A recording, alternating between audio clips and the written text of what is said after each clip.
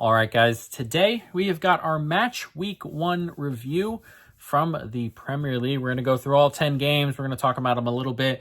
We're going to talk about some, I don't know about projections, but just stock up, stock down arrows for each team. And so why don't we go through it?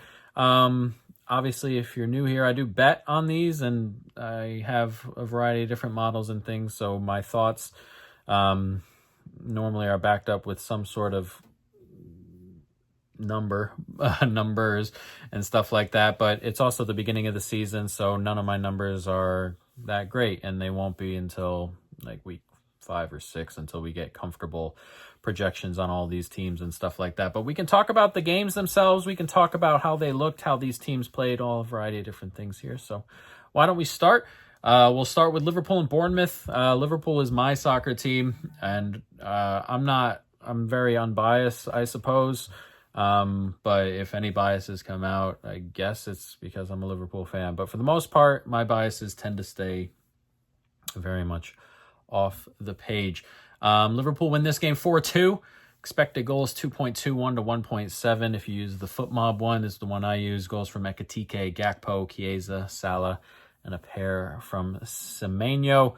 Fun game, at least. Very open. Liverpool were a little bit more open than, I don't want to say expected, but they were a little bit more open.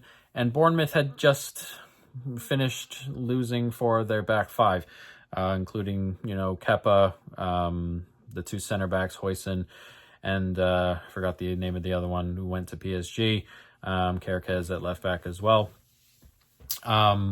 So we didn't bet any over, but we projected this at around 3.5 expected goals. Again, it finished on 3.9, and there were goals here, and it was very open on both sides.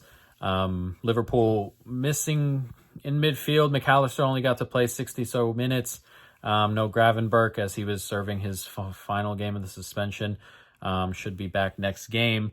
And a lot of new faces floating around. Again, the back line of Bournemouth, the forward areas for Liverpool, the two fullbacks, Frimpong, Kerkez, Ekitike, Verts, a variety of new players in and around the team. So expected a few growing pains, and expect a lot of these teams that we'll go through to have growing pains over the next, 5 to 6 weeks or so. But again, entertaining game, back and forth. Bournemouth will feel upset that they couldn't take anything from this, considering the way the game went. Liverpool will be kind of upset they let a 2-goal lead slip. But positives, I thought, from both sides. I thought Bournemouth looked good on the front foot. Semenyo looked very good. Not going to talk about the incident as much there, but hopefully that gets resolved with ban, and I believe it has. And hopefully nothing too crazy comes Semenyo's way. Obviously, very good footballer and doesn't deserve something so ridiculous to happen to during at any point. But again, he played very well. The first finish, good, great ball in. Second finish was all him. Ran 70 yards, it felt, with the ball, and an excellent finish there as well. He's a very, very talented player. And Bournemouth kept creating on the break. They did well creating on the break. And again, Liverpool are trying new things, and a couple of teams here we'll get to who are trying a variety of new things systematically. Again, Liverpool were pushing their fullbacks up today, had no real defensive midfielder, and it was a little bit more open. The Konate and Van Dijk are going to have to do a lot of solo defending, it seems, here. As we go forward. And again, Liverpool trying some new things, not playing with 3 proper midfielders. You got Verts in there as a cam, and the 3 wingers, and the 3 forwards. And again, it's a whole lot of different things. But Liverpool look good going forward, shaky at the back. Bournemouth, similar, look pretty good going forward on the break, shaky at the back. Really like the look of Ekitike. Link-up play was really good. Technically gifted for someone who's 6'4"-ish. And looks to be a real talent. It was a good finish for his goal. A bit of luck to get it there, but a good finish, and he probably deserved it on performance.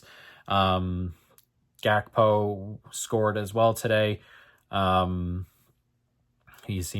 always seems to be the forgotten guy, but reliable over there on the left wing, if not spectacular.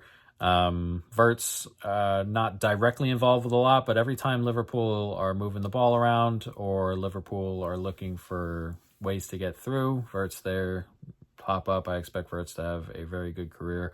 Salah grabbed his goal late to make it 4-2, just running onto a ball and doing Salah things. He was like 1v4 in the box and still found a way in with his off foot. And Chiesa off the bench, an incredible moment for him. And not much more you can say there. Again, Semenyo looked good. Truffert looked pretty good, the new fullback there. And I don't expect Bournemouth to fall off. Like, in terms of stock arrows, like Liverpool are close to the same, and Bournemouth upward, I guess. I don't expect this team to fall off. I know they lost a lot there, and I think it'll take a little bit to kind of get to terms with that, but Iriol is a really good manager, and Semenyo is a really good forward, and there's talent here, and I'm not expecting a huge fall off in terms of Bournemouth going forward. Aston Villa, Newcastle. I didn't watch this game front to back. I watched a large portion of it. It finished 0-0, XG 0.2 to 1.43. Konsa had a red card and right around the 70th minute. The most concerning thing from this entire game would be Villa had 3 shots at home against a defense that kind of struggled on the road a little bit last year.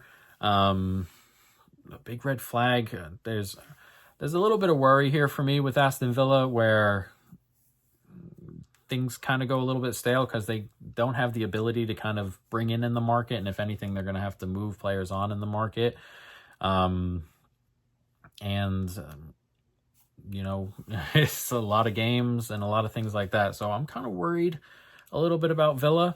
Just overall, obviously this is one game and we're not gonna scream, bloody murder from the top of our lungs after one game, but it is a bit of a worrying performance, especially at home, especially against the defense again that wasn't super fantastic last year. There's a world where people have not necessarily figured Emery out, but the more you prepare for the same opponent, the more likely you are to kind of deal with it a little bit. And Emery's been here a bit, and again, the squad is going to be very, very similar this year. So last year you play a little bit better here, and you figure a thing or two out there, and it just kind of adds up. And that's a little bit of my worry for Villa. But again, Konsa got the red, and Newcastle controlled the game after that, but they were pretty much in control for a majority of the game. Villa were kind of just getting into the game as Konsa got his red card. They had a good 10 minutes for it felt like the first time all game.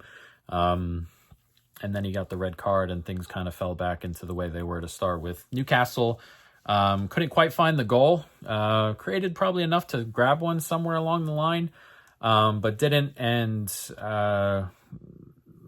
depending on the striker situation, that may be something that they deal with,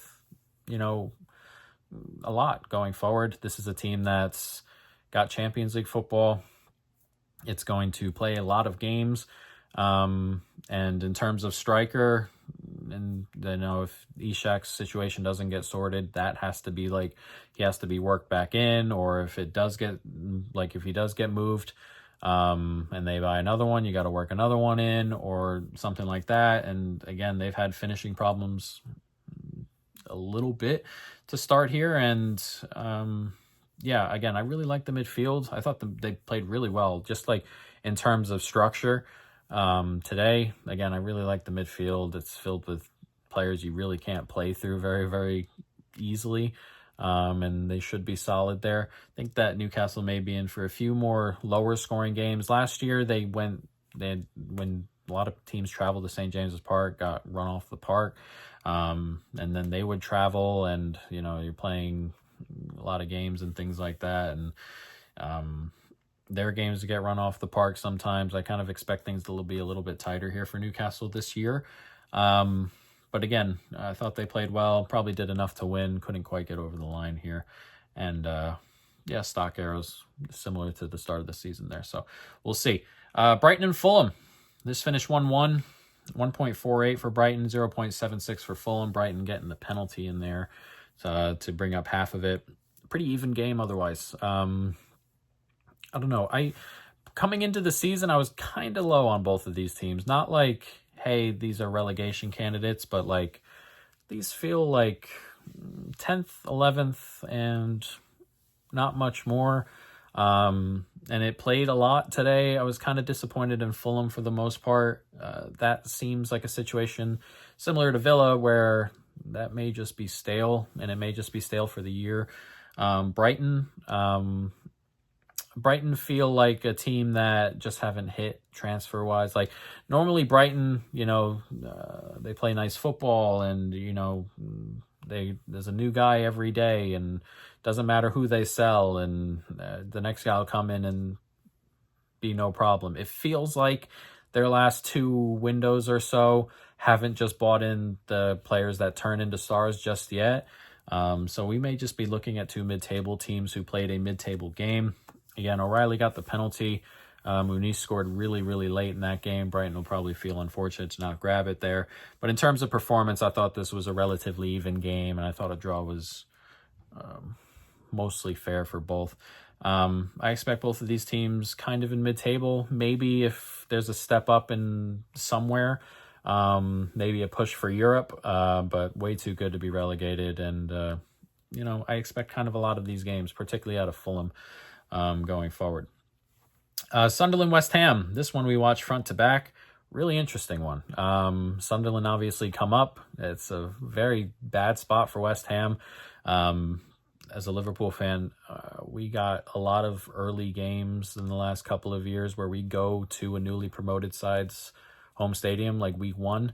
It's very difficult to play in those spots. It's about as much effort as you're probably going to get right from the get-go. Hostile, and teams that come from the Championship are more likely to be a little bit physical with like less, a little bit more abandon, just kind of a couple more shoulders, couple more slide tackles, couple more of those things. It's a tough spot for West Ham. That being said, I don't think they particularly played well. Sunderland won the game 3-0. Maenda, Ballard, and Isidore scoring the goals. I'm going to feel, this is going to sound kind of harsh to Sunderland, but I haven't changed my opinion on Sunderland after this yet. I'll need a little bit more. Again, 0.75 XG for Sunderland, who scored 3 times, 0.56 for West Ham. I thought the game was mostly even for the most part. Sunderland started pretty well, and then West Ham grew into it, and there was like a 25-minute period there where I was like, West Ham look like they're going to run Sunderland away for a little bit here. And then the goal, 3 good finishes, great headers, the 2 of them. And then the Isidore one was a really great finish as well. They didn't create a ton of clear cut. Like, there wasn't a ton of clear cut from either of these teams, and I still worry about them offensively, both of them. It's a great start for Sunderland again, and they look like they're going to be a little bit more solid defensively than you would necessarily expect from a newly promoted team that wasn't fantastic overall, numerically at least. In the Championship, some of their business is really good. Offensively, from what I saw, it looks like that'll be a little bit of a struggle, at least for the foreseeable future. So we'll see. They play Burnley next, which should be interesting. But I'm not going to change my opinion on Sunderland just yet. West Ham was a team we bet to comfortably finish bottom 10. It was a relatively big bet for them to finish bottom 10, and not changing my opinion now. I like Graham Potter, I want to say. I thought his Chelsea tenure was a weirdly looked at. I thought they played really well for the most part when he was there at Chelsea and couldn't finish, and there are plenty of teams like that. But I don't think he's a bad manager or anything like that. West Ham, though, are not like technically gifted enough. to play the football that he seemingly wants to play. They hold a lot of the ball, can't really create a ton, and they get hit on the break quite a bit. We watched him live. I was at the game, the summer series game when they play Manchester United. And again, they held the ball pretty well, didn't create a ton. And anytime they turned it over, United felt like they were in. So I'm worried for West Ham just overall. They were my 18th rated team coming in, power rated team coming into the season in terms of numbers. So I'm kind of worried about them overall. And today, or the Sunderland game, didn't necessarily change that for the better. So a bit worried about West Ham. I'm still going to hold my feelings straight on Sunderland. I still think this is a relegation side for now. But it's nice to get off to a great start at home. 3 points, 3 goals. Mood can't be higher for sure. Tottenham Burnley, another relegation side here, though, one that looks significantly worse than Sunderland did. Tottenham win this 3-0, 2.32 XG to 0.94. Richarlison opened the scoring, and then Richarlison with the incredible goal, overhead kick type, and then Johnson wrapped it up. I expect Tottenham to be a little bit better this year than they were last year. They look good today for the most part. Only concerning thing I found about Tottenham's performance is that Burnley got a lot of shots off.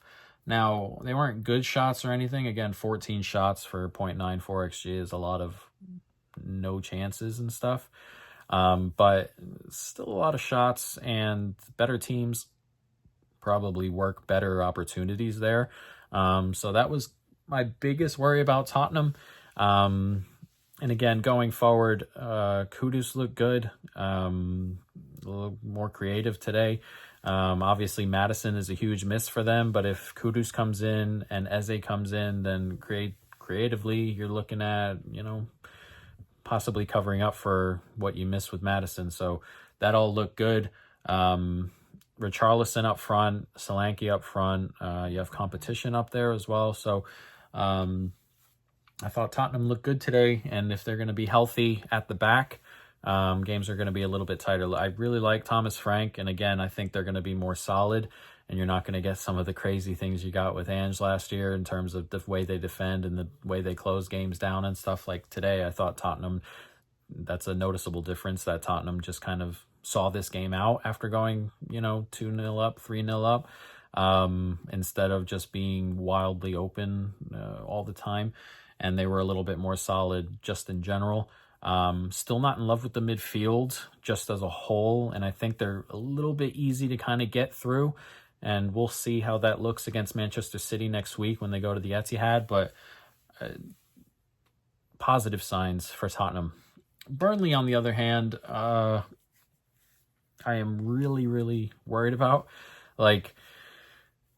We bet them to be relegated with a pretty decent sized bet. Last year, they came up with numbers that weren't that good, and mainly because of just an insane amount of luck defensively. Trafford played really, really well. He's not there. There were a lot of missed opportunities.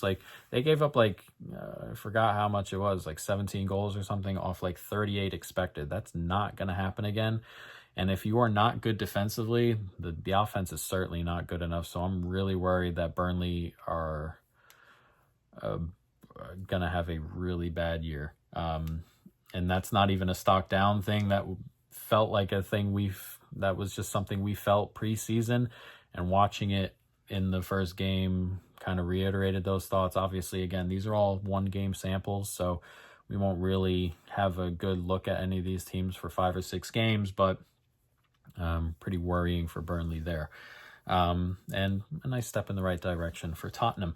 Wolves and Manchester City. City win this one 4-0, 2.47 to 0.56 in expected goals. Haaland with 2, Reinders with a goal, Cherky with a goal. This looked...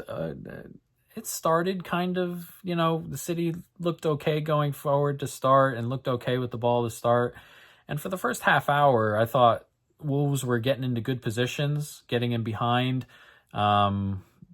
Wolves have some pacey players that are not super technically gifted. I saw a lot of missed opportunities, run offside here, or bad place pass here. Like I thought they were really threatening to start with.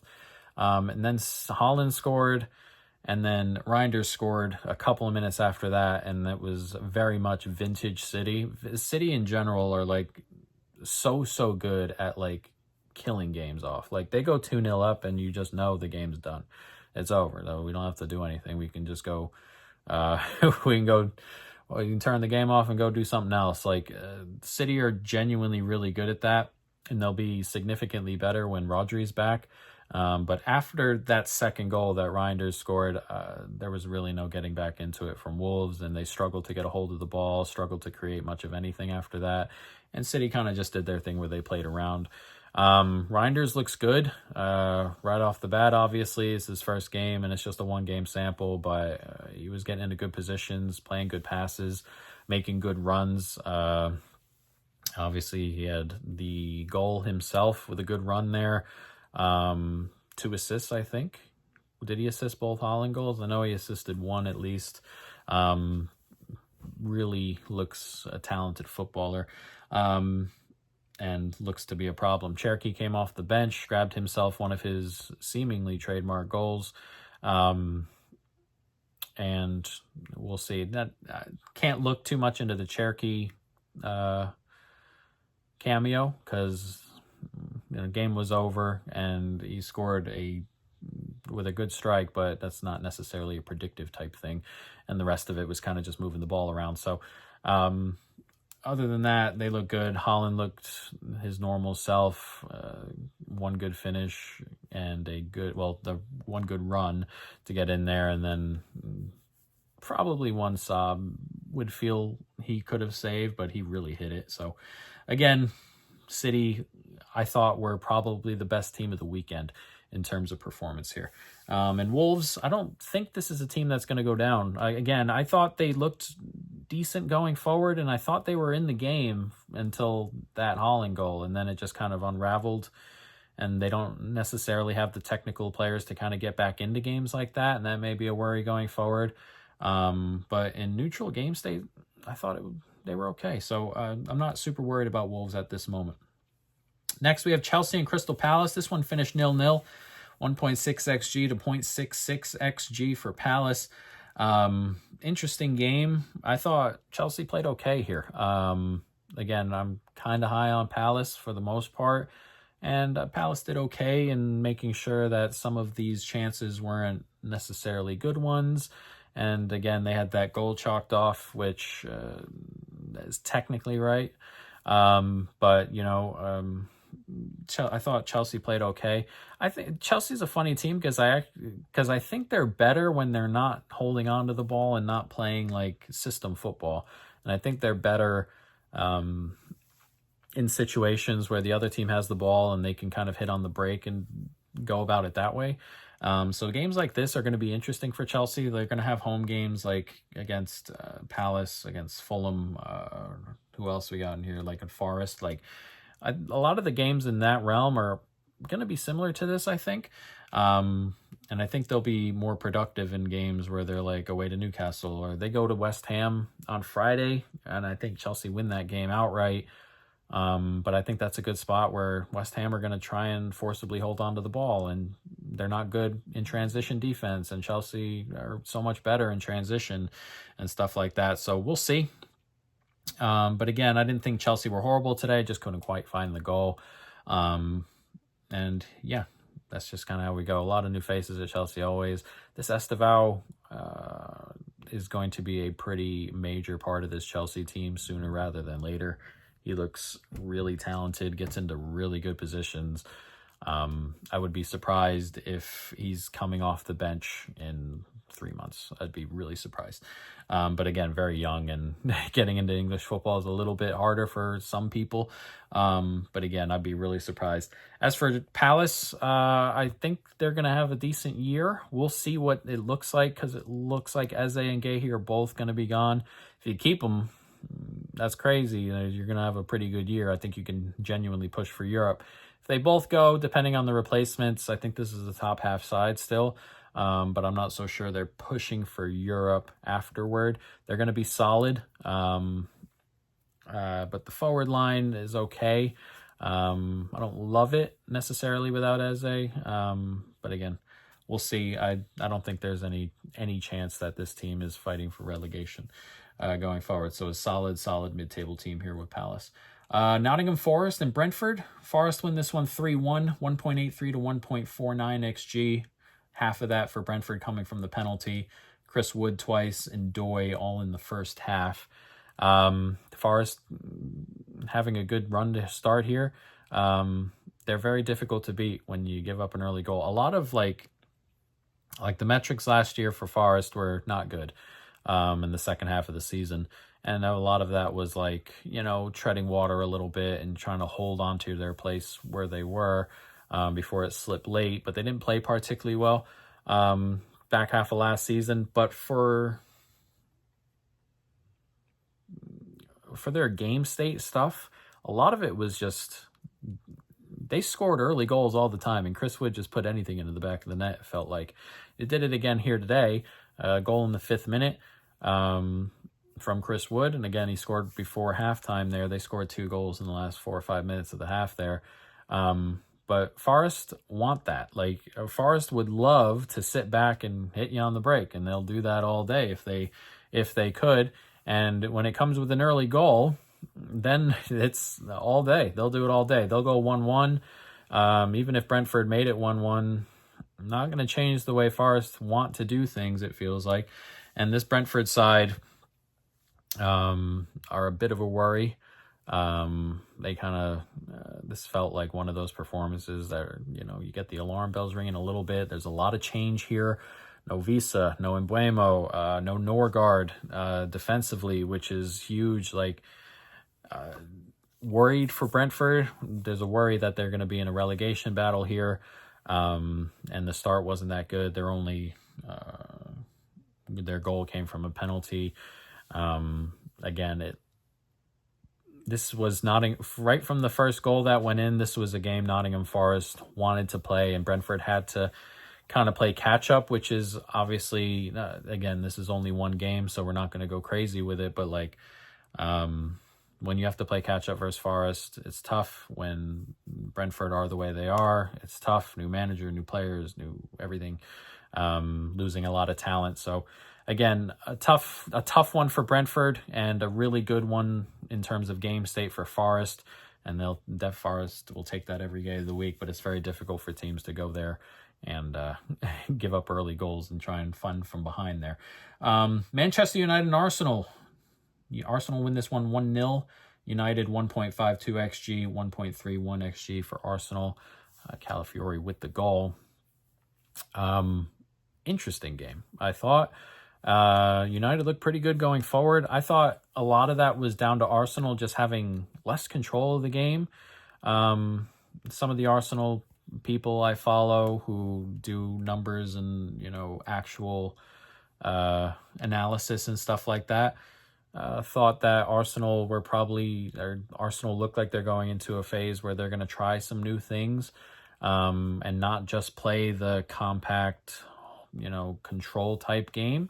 And that's what it kind of looked like to me. Again, not as much control. United got into good positions on the attack. They were pretty decent on the break. Again, couldn't quite find the goal, but played well enough to grab one, and I thought played well enough to grab a point. But Arsenal did find the goal, and if you can't finish, you're not going to win games. And again, Arsenal grabbed the goal on the set piece. They're going to do that. They're going to continue to do that, them and their funky set pieces. And again, the pushing and shoving stuff. Again, I didn't think it was a foul.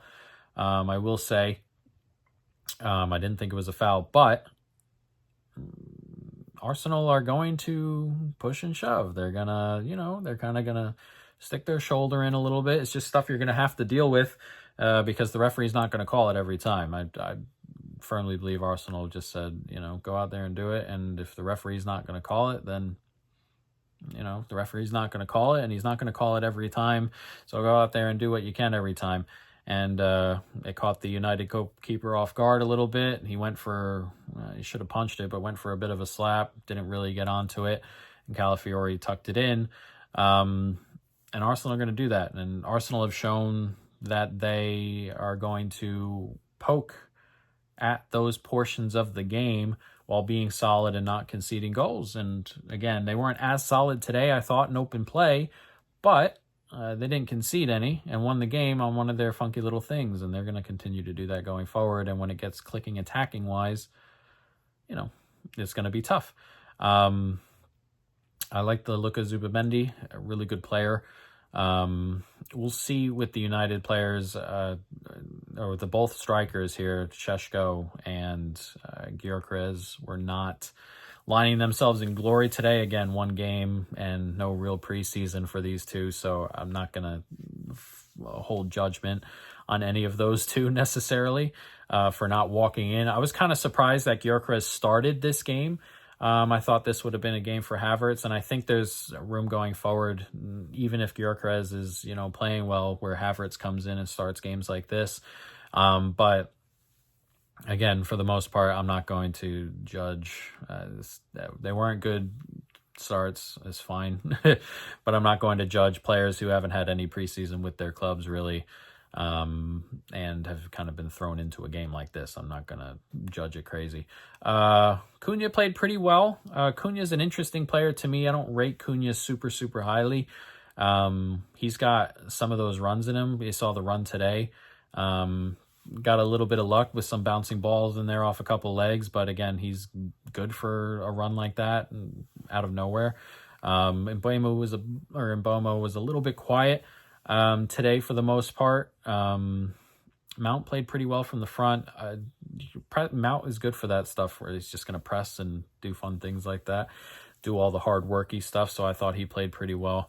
And the back line was pretty decent as well for United. So again, Man United stock up, I suppose. I wouldn't say Arsenal stock down. They remind me a lot of what Liverpool did this week, where there are probably changes and they're probably just getting used to everything, and they're both trying new things systematically. So I'm not going to dock those guys for that. But again, I thought United played pretty well and probably deserved a point, and Arsenal do what Arsenal do, and that's what's going to happen. Again, Arsenal are going to do enough offensively with the set pieces and do enough from open play and do enough at the back, and they're going to pick and prod. Again, we were talking about it before. I mean, they had that thing where they a couple of times where they were pressing the goalkeeper looking for corners and stuff like that. They're going to poke at little things like that, and you have to be fully concentrated when you are playing Arsenal. Last game, Leeds and Everton. 1-0 to Leeds, 2.13 to 0.8 XG. Nemecha with the penalty late. Weird game, or interesting game, I would say. Leeds were dominant first half, really dominant. They had 21 shots today and 2.13 XG, so 20 shots for 1.45 XG after the penalty gets erased from there. So they weren't creating tons and tons of clear-cut chances, but they were creating. They looked pretty good going forward. The back press was good. And then that sort of faded in the second half, and the game was a little bit more even after that. But again, the first half performance was really good, and I thought it deserved a goal. And the second half was a little bit more even, and I didn't think anybody deserved a goal. But penalty gets given on the Tarkowski thing. I didn't think that was a penalty, personally. I know he leaned, but also his arm was by his side, and he leaned. Should be able to do that. And that's it. I don't think the deflection or the distance should matter in a situation like that. He should be able to kind of just lean and with his hand by his side. But they called the penalty, and Leeds get the goal that their first half probably deserved. But again, second half was a little bit more even. Everton had a little bit more of the ball. And Dewsbury Hall showed up a little bit more. I really like the look of Ndiaye. Needs a lot of runs in there where he just takes it away from 3 or 4 guys. Looks a good dribbler, good ball progressor.